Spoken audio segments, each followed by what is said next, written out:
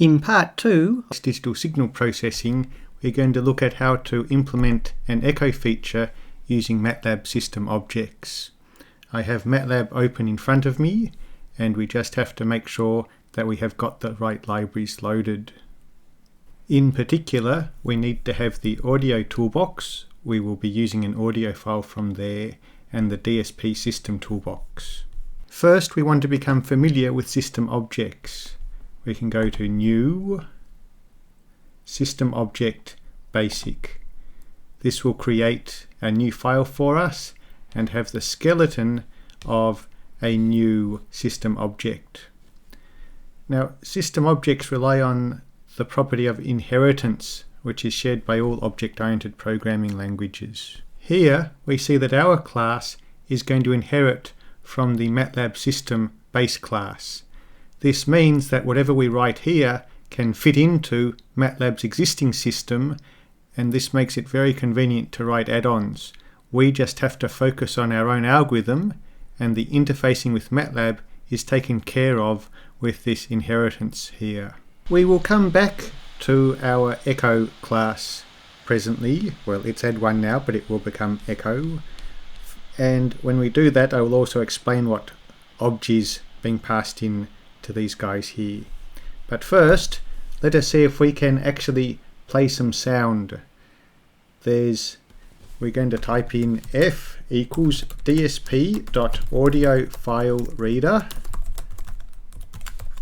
and we pass to it a file name which exists in the audio toolkit, which is why Matlab can find it, and importantly, it's a mono file.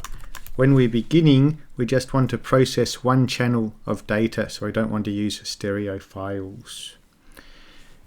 Audio file reader is also inherited from the system objects, just like our add1 class was here. When we create it, we see that we've created the system object and it's got various properties. These are variables. We also have in add1, we had the ability to add properties up here. We chose not to. For the audio file reader, we see that the properties, file name, play count, this is how many times it will play this file when we read from it, how many times it will read from this file. Samples per frame, so every time we call the step function for this audio file reader, we will get 1024 double floating point numbers. The sample rate is 8,000 samples per second, and there's no limit on what we read. If this were a very big file, we might choose to read in only the first megabyte or something. So what we expect to happen is when we call the step function, we expect to get 1024 samples.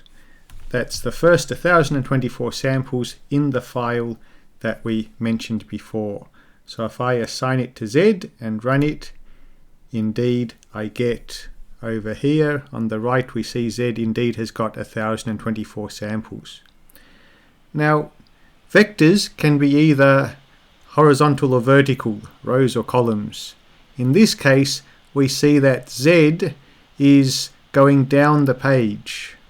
We have 1024 rows and only one column.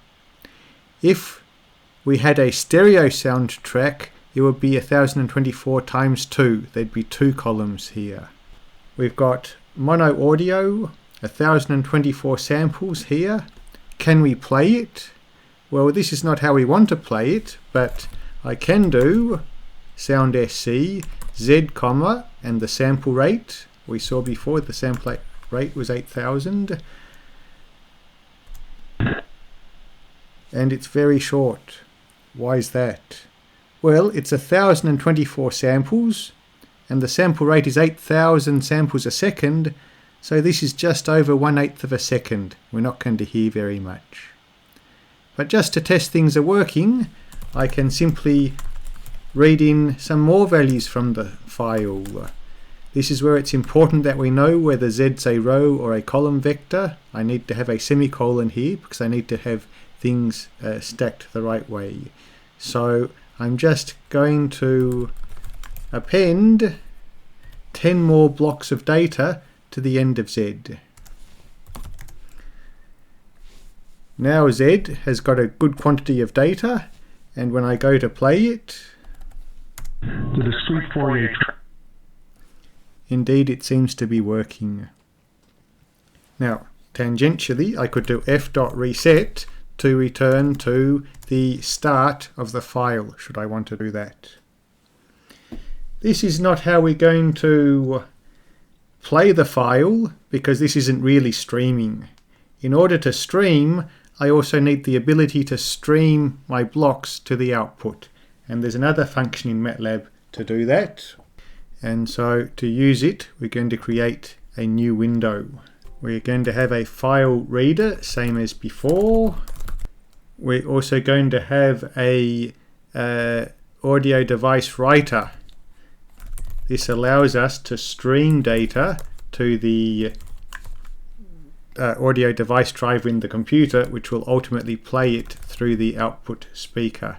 Now we need to set the parameter sample rate, or property if you like. Remember, all these objects are system objects, just like structs, and they've got a number of properties or variables in there that we can set when we use them. One of them is the sample rate.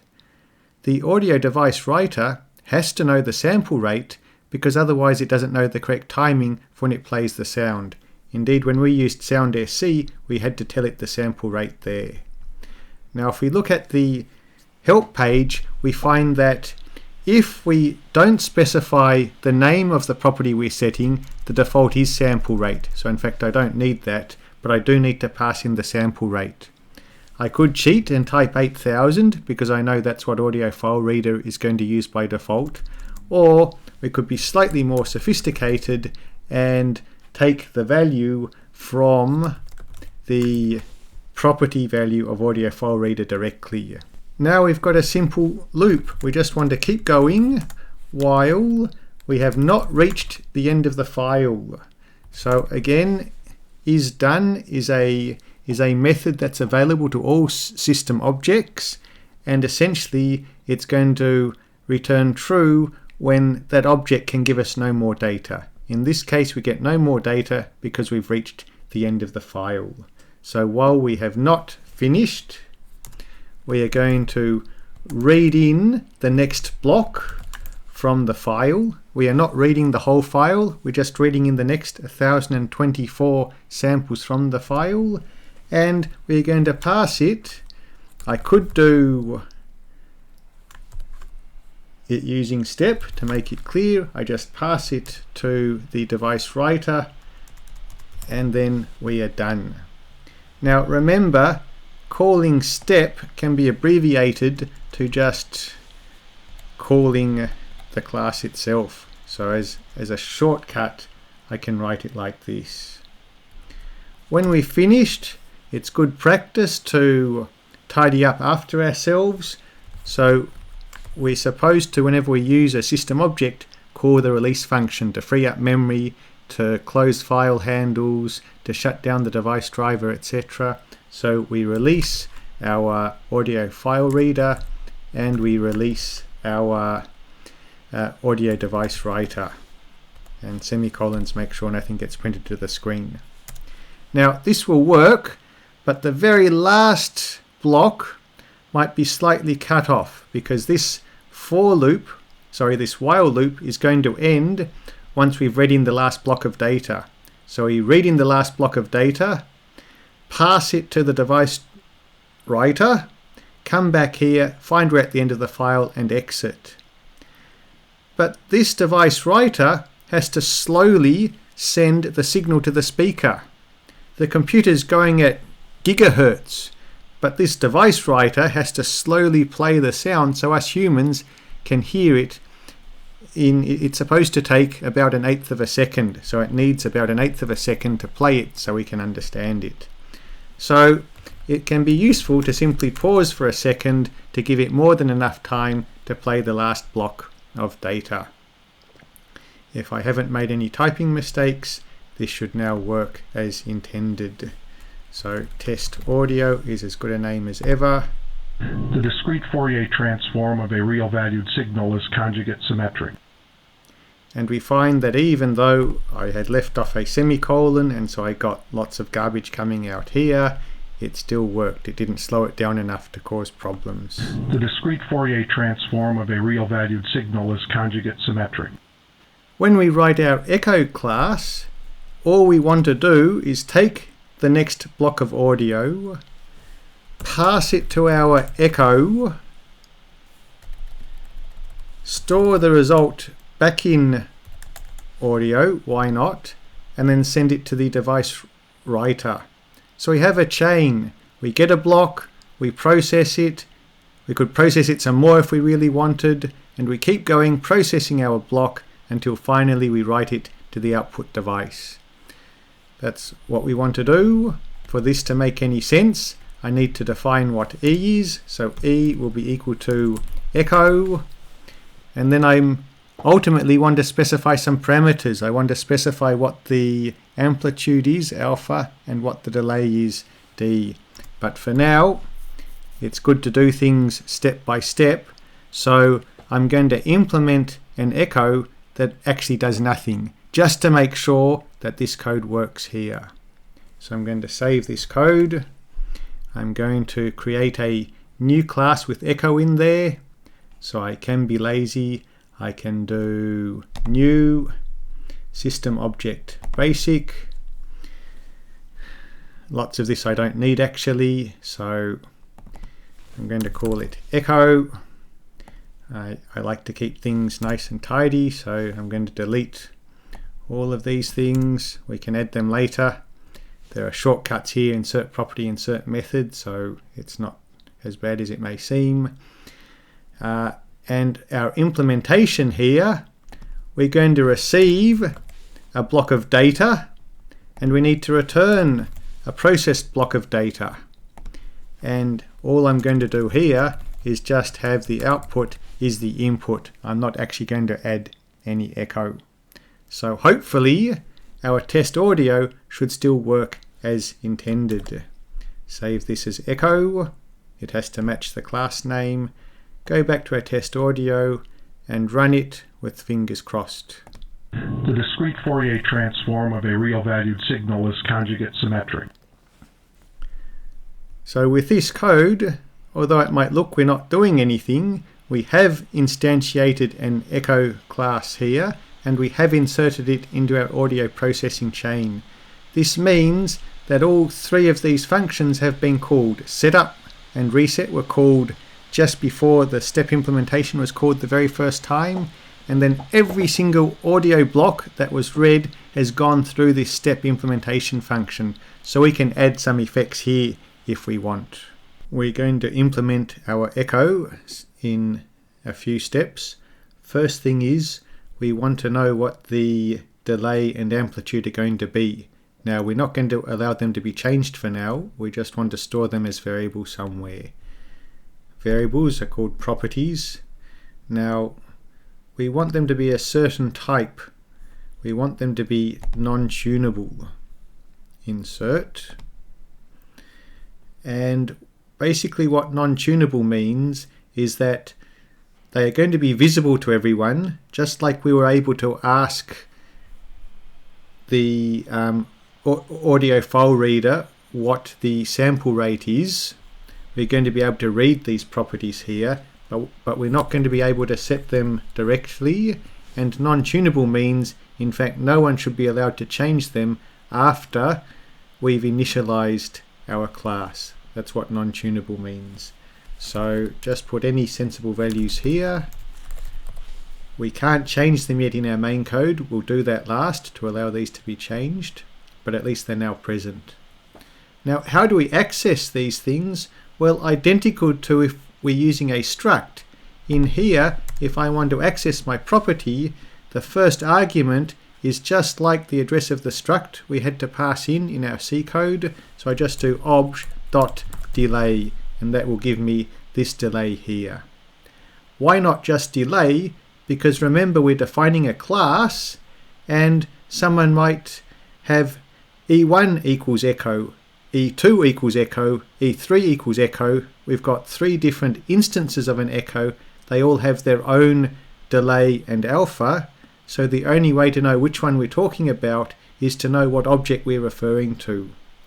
When we come down here and do e.delay, then what happens is that it looks for the delay belonging to the instance e. And if we do e.step and we call the step function, then e is passed in as the object here, which is why this function knows which object we're talking about.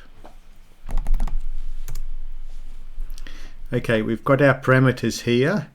Now the hard part is writing our actual implementation. It's not too hard because we worked out the theory in part 1, but nevertheless we still need to write it. We have to store past data, just like we did in our C code, so I need to have a variable to hold that. This means we need to declare a property, insert property. So last time we used custom property because we wanted non-tunable, a certain special one. Here we just want a private property. Private means no one can fiddle with it, no one can read it or write to it, which is exactly what we want. And I'll just call it buff for buffer. When echo is declared and is first used, we need to initialize our buffer to a set of zeros, just like we did in our C code. Now, to me, it seems that if someone calls reset, it should also do that. So rather than initialize buffer to zeros in the setup code, I'm going to initialize it to 0 in the reset code. Remember, both these functions get called just before the first time step gets called. So here I'm going to do obj, and that's the name here. So had I called this Fred, I just call this one Fred here. Okay, the actual object is going to be passed in as the first argument, just like we passed in the address of that struct as the first argument in our C code. So obj.buff, which is referring to this variable up here, is going to be equal to zeros, and we want it to have the same shape as the audio block coming in. So because the audio block is a row vector, we also want buff to be a row vector to keep life easy. So, and we need to store delay samples into the past. Therefore, that's what I do for initializing my buffer to zeros. Now we come to the exciting part. We actually have to compute our echo in here. Now our C code wasn't too bad. It was a little bit fiddly. The one advantage of Matlab is that it's got a lot of convenient array processing facilities which we can make use of. Now I'm not writing this in a very efficient way. Partly I want it to be easy to understand, and partly I want it to be easy to modify to make a flanger for part 3. We have a design consideration. How do we know what the sample, what the block size is for each audio sample? Well, we could get the user to tell us by setting the sample size at the start. Or what I'm going to do here, the simplest way, because it's not too important, I'm just going to look at the size of in and then return out of the same size. So in fact, we can pass in blocks of different sizes and this is still going to work. So for readability, I work out what the block size is. In practice, this is going to be 1024 for our test audio program because we saw the block size was 1024 coming from our file reader, audio file reader. It's normally good practice to initialize memory for the output, so I'll just set it to zeros. I don't need to set it to zeros, I just want to create space for it. We're going to define what it is. Now this is when life is easier in Matlab than in C, even though Matlab's a bit slower and more inefficient. It's faster to code in. Remember the picture from earlier that we slide a window across our audio sample, and our window at any point in time is going to contain our buffer followed by the actual audio sample. So this is our window that we're currently looking at here. In our window, we go through starting at in 0 if it were C code and in 1 if it's Matlab code. We start at the input data here and go through it applying the basic echo rule. So for I equals 1 to n, the output at address I, index I, is our window at I plus obj.delay. That gets us to the start of the input block here, plus obj alpha times, and now I want this guy minus the delay. But because I've added delay here, when I subtract delay it disappears, so that's just wi. So this will add an echo. This is the original input block, and this is the delayed version of the input block that I've multiplied by alpha. Once I've finished computing the echo, I need to update my buffer, and my buffer is just going to be equal to the last delay elements of the current window. Matlab has got the feature where if you type end, it works out where the end of the array is. So you can type end obj.delay plus 1 to end. This will give me the last delay elements of my window and store it in buff. Hopefully that's it. So we don't even have to save it. We go to our test audio and we're going to run it. The discrete Fourier transform of a real-valued signal is conjugate symmetric. And we hear that indeed there is some sort of an effect taking place, so it seems to have worked.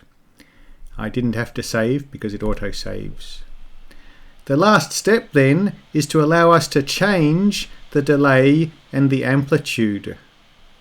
We might want to have 3 different echoes and introduce them into the chain in different places. So I need to be able to change these properties, not by fiddling with the values here, but the end user needs to be able to change them. To do that, then we can follow the standard way that Matlab likes us to do things, and that makes it easy on us too. So this is just a little bit of programming here. What we would like to do is just like in here when we created class instances and we passed in parameter values. Here we passed in the file name and here we passed in the sample rate. For our echo, we want to do the same. We want to say delay is going to be 500 and the amplitude alpha is going to be 0.8, for example. This is, so up here I took shortcuts. It would also work if I had up here file name, comma, and if I had sample rate, that will work too. So the convention is we can set parameters by putting the parameter name as the first argument and the value as the second argument, and we can repeat this however many times we want to set as many parameters as we want. The modification we need to make to our code is we now have to add what's known as a constructor. When this class instance is being constructed, then a particular function is called and it will receive these arguments here. So it has to take these arguments and then change those non-tunable properties that we saw earlier. And Matlab gives us a very standard way of doing this. I need to add a constructor. I wonder if it's in here. Here's a constructor, and the constructor sets properties from name value pairs, which is exactly what I want. So I just click the constructor with this property here and I get exactly what I need. If you want to understand what's going on, then you can add some display statements here so you can see when it gets called. You can see what nargin is going to be. In our case, this is going to be equal to 4 because we passed 4 arguments to our constructor.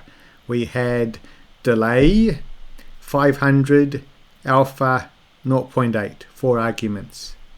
Var_argin is going to be an array containing those 4 arguments. And so all we do is, in our constructor, we call this function that Matlab has already defined for us, and it will set the properties of our newly formed object.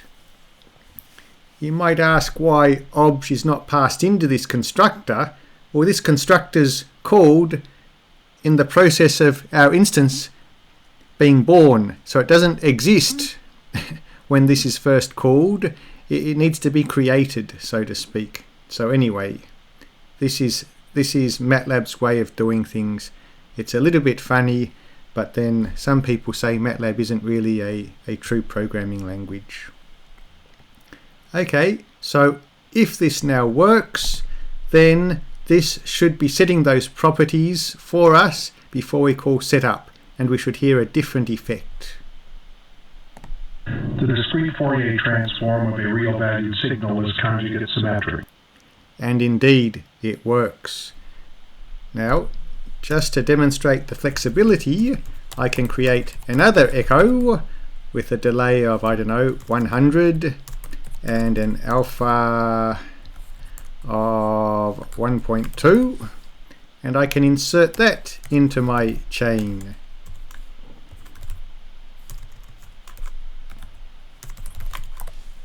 And let's see what effect we've created now. The discrete Fourier transform of a real valued signal is conjugate symmetric. Isn't that cool? To finish, we just go through our code once more. So, in terms of how we use it, we're going to create an audio file reader to read in block by block an audio file. We've got a device writer to play block by block our processed audio signal, and we have, in this case, 2 echo devices or system objects that will introduce echoes block by block. While we have not reached the end of the file, we get the next audio block, we add an echo to it with parameters delay 500, amplitude 0.8. We then add a second echo to this with a delay of 100 and an alpha of 1.2, and then we send that audio block to our audio device writer.